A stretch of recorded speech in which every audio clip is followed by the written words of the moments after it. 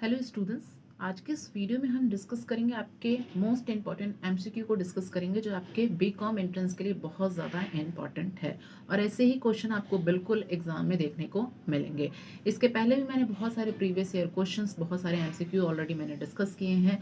Theory session भी discuss किया है बहुत सारे टॉपिक्स पे जो कि इंपॉर्टेंट टॉपिक है, जैसे गुडविल हो गया, जैसे आपके गोल्डन रूल्स ऑफ अकाउंटिंग हो गया। मीन्स आपको देखिए पेपर में वो पूछे जाएंगे जो कि आपको एक बेसिक कॉन्सेप्ट आपका क्लियर होना चाहिए, कॉमर्स के बारे में आपको क्या जानकारी है। तो पेपर जो है आपका एक इजी पैटर्न पे रहेगा, ना ज़्यादा डिफिकल्ट रहेगा। तो इसीलिए बस आपको ऐसे बेसिक कॉन्सेप्ट क्लियर होने चाहिए जैसे कि आपको कॉमर्स के बारे में क्या क्या नॉलेज है। पेपर उतने टफ नहीं आएंगे और जिन भी टॉपिक्स में आपको अगर प्रॉब्लम है तो आप कमेंट बॉक्स में पिन करिए कि मैम इस टॉपिक में हमें कन्फ्यूजन है, उस टॉपिक पे चाहे आपका थ्योरी प्लस एमसीक्यू दोनों चीज़ें अपलोड होंगी। अगर आपको इसका पीडीएफ चाहिए तो आपके डिस्क्रिप्शन बॉक्स में वहाँ व्हाट्सएप नंबर होगा, वहाँ से आपको ये पीडीएफ भी मिल जाएगा। ठीक है, और वीडियो को ज़्यादा से ज़्यादा लाइक करें, शेयर करें एंड सब्सक्राइब करें। तो स्टार्ट करते हैं पहले क्वेश्चन से। पहला क्वेश्चन हमारा कह रहा है कि ह्रास योग संपत्ति के भौतिक जीवन काल में अप्रचलन से कमी होती है। मतलब क्वेश्चन कह रहा है कि in the physical life span of depreciable property decreases due to obsolescence of निरंतर प्रयोग कंटिन्यूअस यूज, बी है निरंतर घिसावट कांस्टेंट वियर, थर्ड है तकनीकी परिवर्तन टेक्निकल चेंजेस की निष्कर्षण एवं उपयोग एक्सट्रैक्शन एंड यूटिलाइजेशन। हम क्या करते हैं जब हम उसका लगातार यूज करते हैं, ठीक है, तो उससे क्या होती है, उसकी वो क्या है, डेप्रिशिएबल होने लगता है। ठीक है, तो किस कारण ये होता है, तो इसलिए ताकि उसके तकनीकी परिवर्तन के लिए, टेक्निकल चेंजेस के लिए, दैट इज ऑप्शन नंबर पहले का 3। नेक्स्ट क्वेश्चन नंबर सेकेंड है किसी संगठन के मस्तिष्क को क्या कहा जाता है, what is called the brain of an organisation. Means organisation का ब्रेन किसे कहा जाता है, प्रबंधक को, मैनेजर को, बी संचालक को, ऑर्गेनाइजर को, सी है मंडल कार्यालय को, डिपार्टमेंटल ऑफिसर को, कि डी है अंशधारी। तो ब्रेन ऑफ द ऑर्गेनाइजेशन किसे कहा जाता है, जो मैनेजर रहते हैं उन्हें कहा क्या जाता है, संगठन का मस्तिष्क कहा जाता है। नेक्स्ट क्वेश्चन नंबर 3 की बात करें, समन्वय क्या उद्देश्य है, ऑब्जेक्ट ऑफ कोऑर्डिनेशन। ए है विलंब हटाना, डिलीटिंग प्रोक्रेस्टिनेशन, बी है संघर्ष समाप्त करना, एंडिंग एफर्ट्स, सी है सहयोग में वृद्धि करना, increase in cooperation, and D है उपयुक्त सभी, ऑल ऑफ द अबव। तो देखिए कोऑर्डिनेशन मतलब साथ साथ मिल के काम करना, इसका उद्देश्य यही होता है। उससे क्या होगा, सारे ऑप्शन इसमें सही हो जाएंगे, पहले का D, that is option number D की सारी चीजें इसमें हमारी आ जाएंगी। नेक्स्ट क्वेश्चन नंबर 4 है कि वैज्ञानिक प्रबंध के पिता, काफी इंपॉर्टेंट क्वेश्चन है, मोस्ट इंपॉर्टेंट, स्टार लगाइए, ये क्वेश्चन बिल्कुल पूछे जाएंगे। वैज्ञानिक प्रबंध के पिता, साइंटिफिक फादर ऑफ मैनेजमेंट किसे कहा जाता है, हेनरी फॉयल को, बी है एल्टन मेयो को, सी है हबर्ट साइमन को, कि डी एफ.डब्ल्यू. टेलर को। तो साइंटिफिक फादर ऑफ मैनेजमेंट किसे कहा जाता है, एफ.डब्ल्यू. टेलर को कहा जाता है। नेक्स्ट क्वेश्चन नंबर 5 है सही कार्य के लिए उचित व्यक्ति को ढूंढना क्या कहलाता है, finding the right person for the right thing is called. A है कर्मचारी नियुक्तकरण स्टाफिंग, बी है निर्देशक डायरेक्टिंग, सी है संगठन ऑर्गेनाइजिंग, एंड डी है कंट्रोलिंग। ठीक है, तो सही सही क्या करना कि सही, finding the right person on the right thing means सही कार्य के लिए सही उचित व्यक्ति को ढूंढना क्या कहलाता है, स्टाफिंग कहलाता है। ठीक है,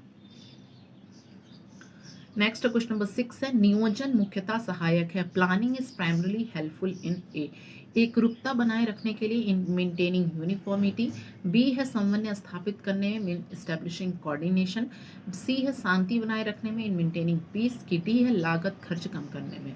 तो प्लानिंग प्राइमरी किस चीज़ में हेल्पफुल रहता है, बेसिकली ये एक यूनिफॉर्मिटी को मेंटेन करने के लिए, एकरूपता बनाए रखने के लिए जो है प्लानिंग जो है काफ़ी हेल्पफुल रहता है। नेक्स्ट क्वेश्चन नंबर 7 की बात करें, चैम्बर ऑफ कॉमर्स किस प्रकार का संगठन है, what type of organization is the chamber of commerce, A परिषद काउंसिल, बी है संघ एसोसिएशन, सी है एकात्मक यूनिटरी, की डी उपरोक्त में से कोई नहीं। तो किस तरह का ऑर्गेनाइजेशन जो है चैम्बर ऑफ कॉमर्स है, दैट इज 7th का ऑप्शन नंबर ए हो जाएगा, काउंसिल दैट इज परिषद। नेक्स्ट क्वेश्चन नंबर 8 की अगर हम बात करें, हेनरी फॉयल किसके लिए प्रख्यात हैं, हेनरी फॉयल किस चीज के लिए फेमस है, वैज्ञानिक प्रबंध के लिए, साइंटिफिक मैनेजमेंट के लिए, कि बी है इंडस्ट्रियल साइकोलॉजी के लिए मीन्स औद्योगिक मनोविज्ञान के लिए, सी है विभेदीकरण के लिए डिफरेंशिएशन के लिए, कि डी है प्रबंध के सिद्धांत के लिए प्रिंसिपल ऑफ मैनेजमेंट के लिए। तो हेनरी फॉयल किस चीज के लिए फेमस है? काफी इंपॉर्टेंट क्वेश्चन है ये, प्रिंसिपल ऑफ मैनेजमेंट के लिए काफी इंपॉर्टेंट है, प्रबंध के सिद्धांत के लिए। नेक्स्ट क्वेश्चन नंबर 9 है द फंक्शन ऑफ स्टाफिंग। भाई स्टाफिंग का क्या कार्य होता है? ए भर्ती करना, टू रिक्रूट, बी है प्रशिक्षण देना, टू गिव ट्रेनिंग, सी है कार्य पर नियुक्त करना, टू अपॉइंट ऑन ड्यूटी, की डी उपयुक्त सभी कार्य करना। तो स्टाफिंग क्या होता है? भर्ती करना, उनको ट्रेन करना, उनको डेवलप करना, ठीक है, और अपॉइंट करना। तो ये सारी चीजें किसके आती हैं? ये स्टाफिंग के फंक्शंस में आती हैं। नेक्स्ट क्वेश्चन नंबर 10 की बात करें, सफल नेतृत्व के लिए क्या चाहिए? To be a successful leader should be स्फूर्ति, इंथुजियाज्म, बी है निर्णायक डिसीजन मेकर, सी है योग्यता क्वालिफिकेशन, की यह सभी टू ऑल। तो एक सक्सेसफुल लीडर के लिए हमारे पास क्या चाहिए? उसके पास ये सारी चीजें होनी चाहिए, एक डिसीजन मेकर होना चाहिए, उसके पास क्वालिफिकेशन होना चाहिए, वो इंथुजियाज्म भी होना चाहिए, that is option number D, ये सभी उसके पास क्या होने चाहिए। नेक्स्ट क्वेश्चन नंबर 11 है निम्नलिखित प्रबंधकीय कार्यों में से कौन सा कार्य निकटतम रूप में संबंधित है? The following managerial task are related to which work is closest form? A नियोजन तथा संगठन, प्लानिंग एंड ऑर्गेनाइजेशन, बी है नियोजन तथा नियंत्रण, प्लानिंग एंड कंट्रोलिंग, सी है नियुक्ति तथा नियंत्रण, अपॉइंटमेंट एंड कंट्रोल, की डी नियोजन तथा नियंत्रण, प्लानिंग एंड कंट्रोल। तो जो फॉलोइंग जो मैनेजरियल टास्क जो रिलेटेड होते हैं वो किस कौन कौन से हैं? That is option number A, planning और ऑर्गेनाइजेशन, नियोजन तथा संगठन, that is option number A.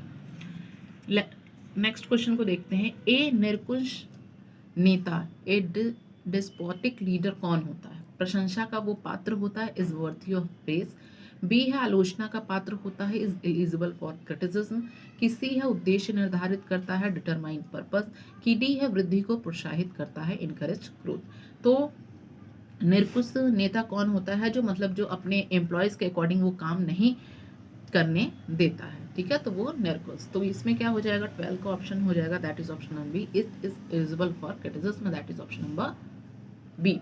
ऐसे ही आपको और एमसीक्यूज चाहिए तो आप कमेंट बॉक्स में पिन करिए कि और कि मैम ऐसे और एमसीक्यूज जो हैं आप सॉल्व कराइए, प्लस प्रीवियस ईयर मैंने जितने भी सॉल्व कराए उसको आप ज़रूर देख कर जाएं, क्योंकि प्रीवियस ईयर के क्वेश्चंस बहुत ज़्यादा रिपीट होते हैं। और वीडियो अगर आपको अच्छा लगे तो वीडियो को आप लाइक करें, शेयर करें, सब्सक्राइब करें। Okay, thank you.